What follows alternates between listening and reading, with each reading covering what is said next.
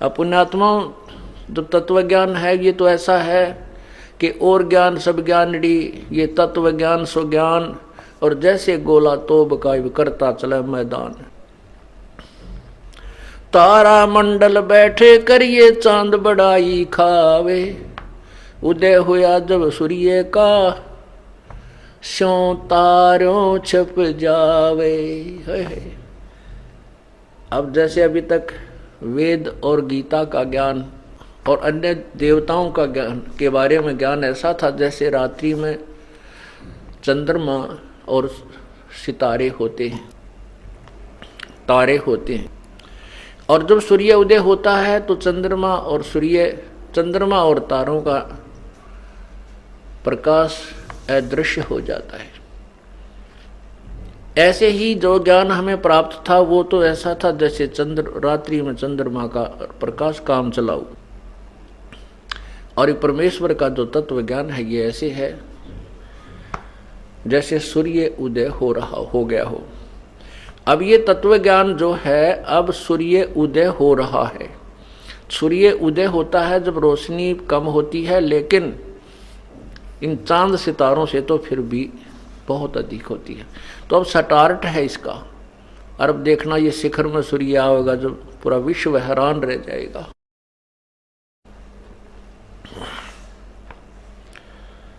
हमको चीनन पर है जिंदा, कैसे मिटे प्राण दुख दुंदा। इस प्राणी के दुख कैसे कटेंगे? ऐसे कल्प करो गुरु राया, जैसे अंधेरे लोचन पाया। धर्मदास जी कहते हैं कि हे परमात्मा, आपके इस तत्व ज्ञान को सुनने की मुझे इतनी रुचि, इतनी तड़फ होगी है जैसे अंधा आंखों की डिमांड करता है। हम तो ज्ञानहीन थे, ज्ञान नेत्रहीन, ब्लाइंड थे, अंधे थे। अब हम चाहते हैं कि आपके तत्व ज्ञान रूपी आंखें हमें प्राप्त हों। जैसे अंधा नेत्रों की चाह करता है, ऐसे आज मुझे उस तेरे तत्व ज्ञान की चाह है।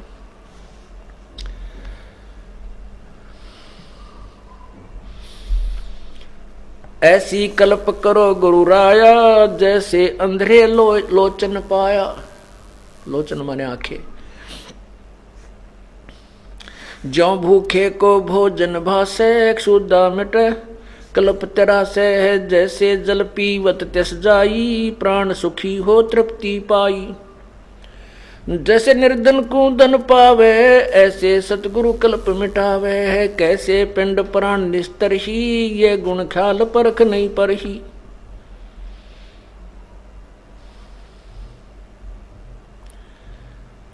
अब कितनी तरफ होगी उस प्यारी आत्मा को, और जो अपना ज्ञान था वो अब फीका नजर आने लगा, बिल्कुल व्यर्थ दिखाई देता है। और उस तत्व ज्ञान की प्राप्ति की ऐसी तरफ बनी कि जैसे अंधा आंखें मांगता है, भूखे को जैसे भोजन की तड़फ होती है, प्यासे को जल की चाह होती है, उसकी इच्छा होती है, और निर्धन को जैसे धन मिले, ऐसे मुझ निर्धन को, ज्ञानहीन अर्थात भक्ति के निर्धन को आपके तत्व ज्ञान रूपी धन की प्राप्ति हो। मुझ भूखे को आपके तत्व ज्ञान रूपी रोटी खाना मिले। मुझ इस तत्व ज्ञान के प्यासे को आपकी अमृतवाणी रूपी जल मुझे प्राप्त हो। ये तड़फ मुझे बहुत हो गई है। कैसे पिंड प्राण निस्तर ही, ये गुण ख्याल परख नहीं पर ही। मेरी बुद्धि नहीं काम कर रही है कि कैसे हमारे जीव का उद्धार हो सकता है। आपने बता दिया, परमात्मा ने बताया, कोट जन्म तो ये भ्रमत हो गए, कुछ ना हाथ लग्या रे। कुकर सुकर खरबया बोरे, कौआ हंस बुगारे। कोटि जन्म तू राजा की, ना मिटी न मन की आशा। भिक्षक होकर दर दर घूम्या, मिला न निर्गुण रासा। इंद्र कुबेर ईश की पदवी, ब्रह्मा वण द्रुम राया। विष्णुनाथ के लोक को जाके फिर भी उल्टा आया।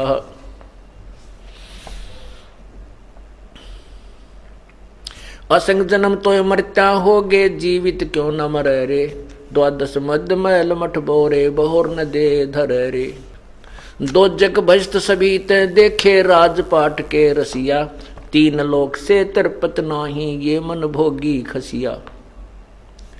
सतगुरु मिले तो इच्छा मेटे पद मिल पदे समाना, चल हंसा उस लोक पठाऊं जो आज अमर अस्थाना। चार मुक्ति जहां चंपी करती माया होरी दासी, दास गरीब अभय पद पर से वो मिले राम अविनाशी। परमात्मा ने उस प्यारी आत्मा को कहा कि आप विष्णु जी के उपासक हैं, और कहते हैं इंद्र कुबेर ईश की पदवी, ओहो, और ब्रह्मा वरुण धर्मराया विष्णुनाथ के लोक को जाकर फिर भी उल्टा आया।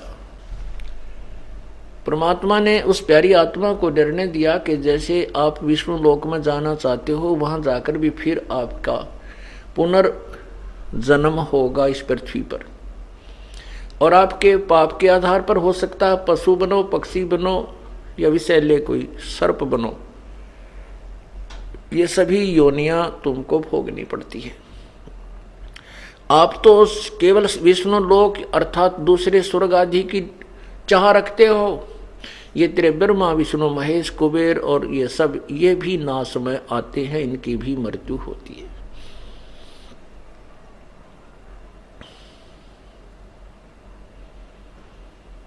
फिर क्या बताते हैं कि दोजक, नरक, बहिष्ठ स्वर्ग, ये सभी तूने असंख्यों बार, बहुत बार देख लिए। दोजक बहिष्ठ सभी ते देखे राजपाट के रसिया, और तीन लोक से तरपत नाही ये मन भोगी खसिया।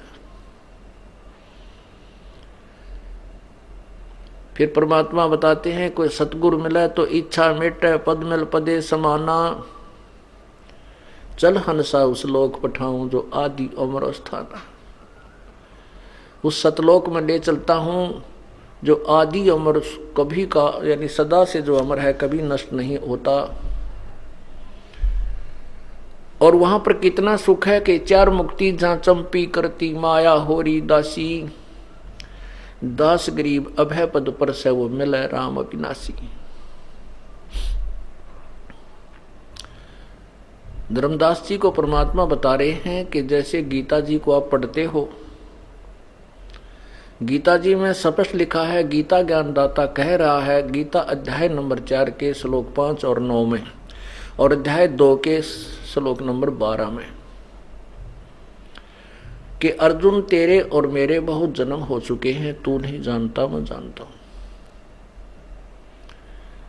और ये ना सोच के ये सभी सैनिक तू और मैं पहले नहीं थे, या केवल वर्तमान में ही हैं, या आगे नहीं होंगे। अर्थात तेरा और मेरा आगे भी जन्म मृत्यु होगा, पहले भी हम थे, वर्तमान में भी हैं। गीता ज्ञान दाता गीता अध्याय नंबर 10 के श्लोक 2 में कहता है कि मेरे, गीता अध्याय नंबर 4 के श्लोक 9 में कहता है कि मेरे जन्म और कर्म अलौकिक है। मेरे जन्म और कर्म अलौकिक हैं। अब जैसे इस काल की मृत्यु और जन्म कैसे होते हैं, ये थोड़ा सा वर्णन अब देना पड़ेगा, ये बताएंगे। पहले गीता जी अध्याय नंबर 10 के श्लोक 2 में कहा है कि मेरे जन्म को ये देवता, ऋषि और ऋषिजन नहीं जानते, क्योंकि ये सभी मेरे से उत्पन्न हुए हैं। इससे भी सिद्ध होता है कि गीता ज्ञानदाता का भी जन्म होता है, लेकिन ये देवता ब्रह्मा विष्णु महेश और ये ऋषि जी नहीं जानते, क्योंकि ये इसी से उत्पन्न हुए हैं। दुर्गा और काल से ही इनकी उत्पत्ति हुई है। जैसे पिता के जन्म को बालक नहीं जान सकते, दादाजी बता सकते हैं। उस दादाजी ने, उस परम पिता ने खुद आकर के, जो गीता ज्ञानदाता ब्रह्म का भी पिता है, उसने आकर के हमें बताया है।